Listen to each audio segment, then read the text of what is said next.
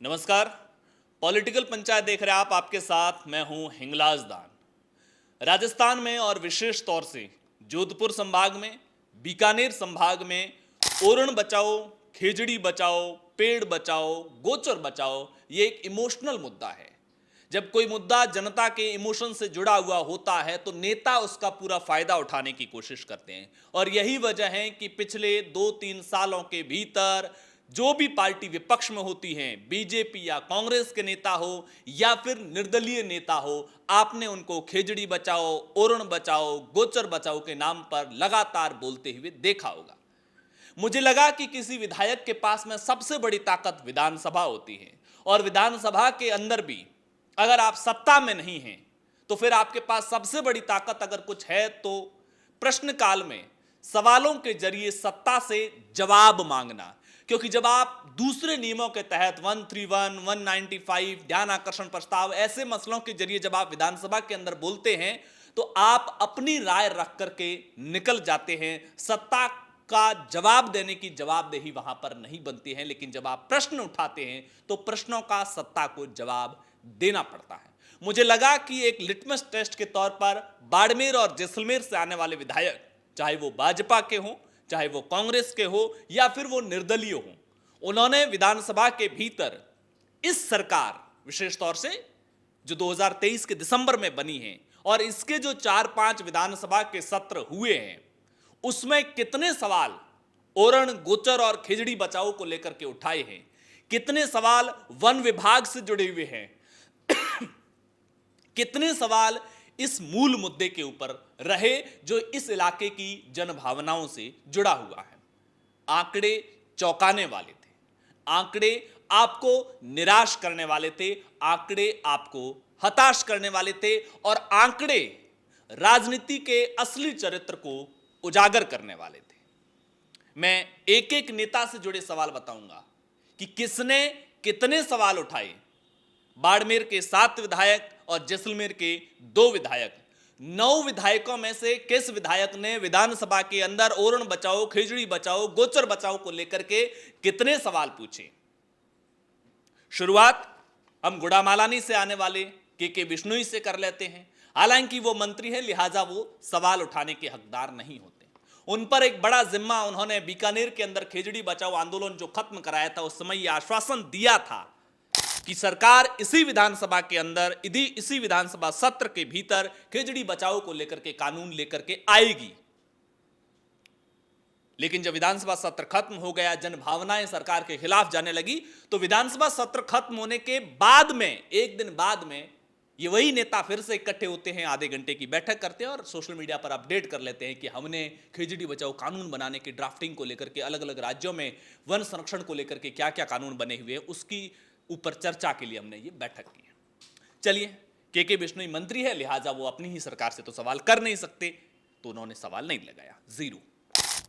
दूसरे नंबर पर सिवाना से आने वाले विधायक हमीर सिंह भायल, उन्होंने विधानसभा के अंदर खेजड़ी बचाओ, ओरण बचाओ या फिर गोचर बचाओ के मसले पर सवाल, 0। बाड़मेर से निर्दलीय विधायक प्रियंका चौधरी, सवाल 0। दूसरे मसलों पर जरूर सवाल पूछे, सीएसआर फंड कहां खर्च हो रहा है उस पर जरूर सवाल पूछा है, लेकिन वन बचाने को लेकर के, वन संपदा के संरक्षण को लेकर के, या जो सोलर प्लांटों के जरिए पेड़ काटे जा रहे हैं उसके बदले उनको जो पेड़ लगाने होते हैं, वो कितने पेड़ लगाए गए, उनमें से कितने पेड़ जिंदा हैं, इसको लेकर के सवाल 0। प्रियंका चौधरी का भी सवाल 0। चौहटन से आने वाले आदुराम मेघवाल, इन मसलों पर विधानसभा में 0 सवाल। बायतू से आने वाले हरीश चौधरी का इन मसलों पर 0 सवाल। पचपदरा से आने वाले अरुण अमराराम चौधरी का इन मसलों, खेजड़ी बचाओ, ओरण बचाओ, गोचर बचाओ को लेकर के सवाल 0। ये तारांकित और अतारांकित दोनों तरह के सवालों की मैं कह रहा हूं। तारांकित सवाल वो सवाल जिसके विधानसभा में मंत्री को बोलकर जवाब देना पड़ता है, और उसके पूरक प्रश्न भी विधानसभा के भीतर विधायक बोलते हैं। जो आप वीडियो प्रोसीडिंग देखते हैं उसमें जो आपको सवाल जवाब होते हुए दिखते हैं वो तारांकित होते हैं। अतारांकित सवाल, जिसका विधानसभा में बोलकर न तो सवाल पूछा जाता है, न बोलकर मंत्री को जवाब देना होता है, वो सवाल जो लिखित में दिए जाते हैं और उसके जवाब भी लिखित में आते हैं। श्री विधायक रविंद्र सिंह भाटी ने खेजड़ी बचाओ, ओरण बचाओ, गोचर बचाओ के मसले पर सवाल 0, तारांकित और अतारांकित दोनों की बात कर रहा हूं। जैसलमेर से 2 विधायक, ओरण बचाओ यात्रा जैसलमेर से शुरू हुई, जयपुर जा रही है, पॉलिटिकल तौर पर सबसे ज्यादा इंपैक्ट जैसलमेर में डाल रही है। जैसलमेर विधायक छोटू सिंह भाटी का विधानसभा के भीतर पिछले 2 साल के अंदर इस मसले पर सवाल 0। पोखरण से आने वाले विधायक महेंद्र प्रतापपुरी का इस मसले पर सवाल 0, कोई सवाल नहीं पूछा गया है। और यही नेता जब जनता के बीच में जाते हैं तो कहते हैं कि हम आपके खिचड़ी बचाओ, ओरण बचाओ के मसले पर पूरी ताकत के साथ काम कर रहे हैं। अरे चलो, सत्ता वालों की तो मजबूरी होगी, जो सत्ता में नहीं है उनकी तो मजबूरी नहीं होगी। जब विधानसभा का इस बार का सत्र खत्म हुआ तो उसके बाद में सुमित गोदारा हो, के बिश्नोई हो, पब्बाराम बिश्नोई हो, तमाम बिश्नोई समाज से जुड़े और दूसरे वो नेता जो बीकानेर में आंदोलन खत्म कराने गए थे, उनकी बैठक होती है जोगाराम पटेल के साथ में, और सोशल मीडिया पर अपडेट कर दिया जाता है कि बाकी राज्यों के अंदर वन संरक्षण को लेकर क्या क्या कानून बने हैं, उसको लेकर के हमें चर्चा की। दरअसल ये इसलिए किया गया क्योंकि विधानसभा का सत्र खत्म हो चुका था। जनता में ये गुस्सा ना पनप जाए कि आपने तो वादा किया था कि हम कानून लाएंगे। अगर इन नेताओं को कानूनों की जानकारी ना हो तो हम बता देते हैं कि आप ये कार्य कैसे कर सकते हैं। दुनिया के अंदर या फिर भारत के अंदर ही अलग अलग राज्यों के अंदर वन संरक्षण को लेकर तमाम कानून बने हुए हैं। शहरी इलाकों के अंदर वन संरक्षण को लेकर के विशेष तौर से सख्त कानून होते हैं, या फिर ऐसे वनों को लेकर के जिन वनों का संरक्षण बेहद अनिवार्य होता है।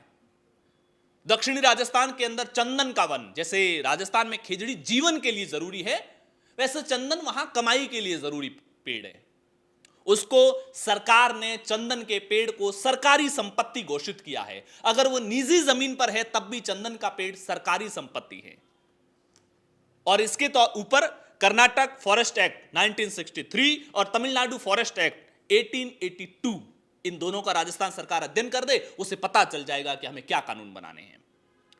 इस कानून के तहत केवल वन विभाग ही चंदन का पेड़ काट सकता है।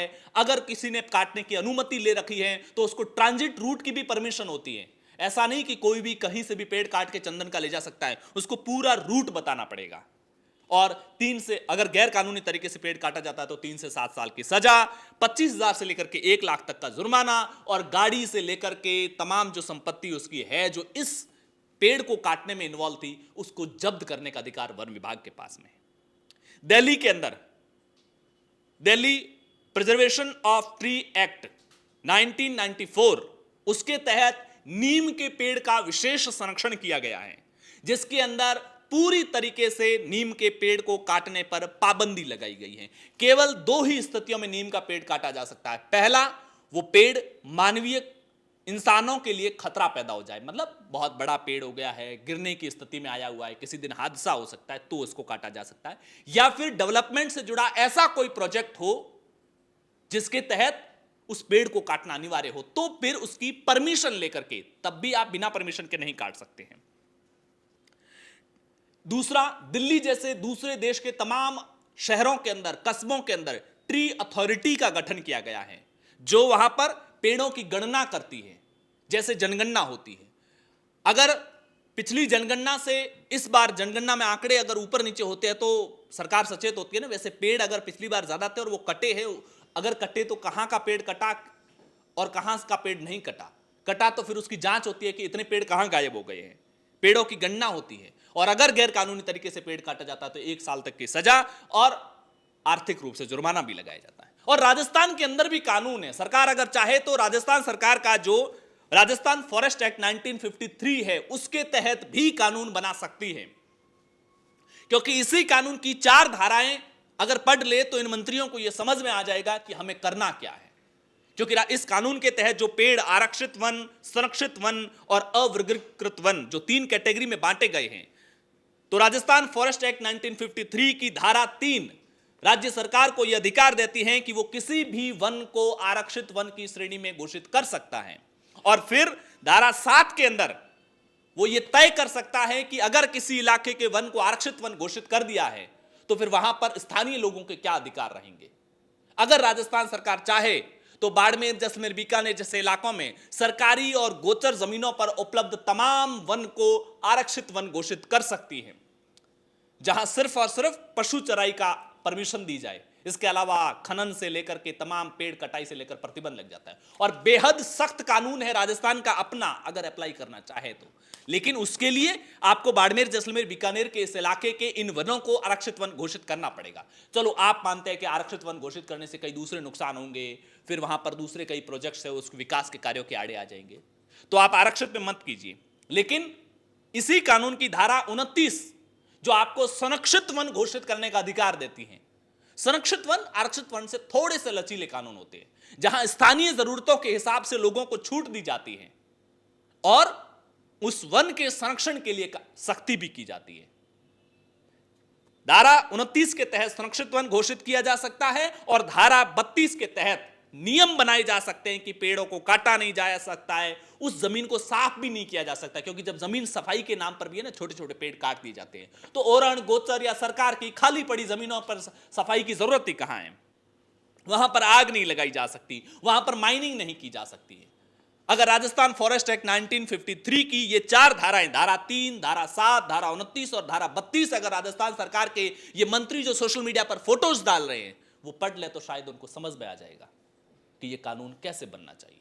दूसरे राज्यों में, बहुत से तमाम राज्यों के अंदर जो कानून बने हुए हैं, और एक बात और है, दूसरे राज्यों के लिए वन संकट इतना बड़ा विषय नहीं है। हो सकता है कोई एक पेड़ जो अपने अस्तित्व के उस पेड़ के अस्तित्व को बचाने के लिए कुछ कानून बने हों, अलग बात है। राजस्थान के लिए वन बचाना एक अस्तित्व का संकट है। यहां पेड़ पहले से कम है, पानी अगर कम है तो पानी बचाना जरूरी होता है ना, वैसे ही अगर पहले से पेड़ कम है तो पेड़ बचाने बहुत जरूरी है। तो आप बाकी राज्यों के कानून के भीतर वो पीड़ा नहीं समझ पाएंगे जो पीड़ा राजस्थान की है। इसलिए बाकी राज्यों के कानूनों को पढ़ने की बजाय राजस्थान के कानून को पढ़ें और राजस्थान की जरूरत और राजस्थान के लोगों की पीड़ा को समझने की कोशिश करें। दूसरा, जो नेता वन संरक्षण को लेकर के बड़ी बड़ी बातें करे, वो विधानसभा के भीतर वन संरक्षण पर, खेजड़ी बचाने पर सवाल भी सत्ता से करे, ताकि सत्ता थोड़ी अनकंफर्टेबल हो। नमस्कार।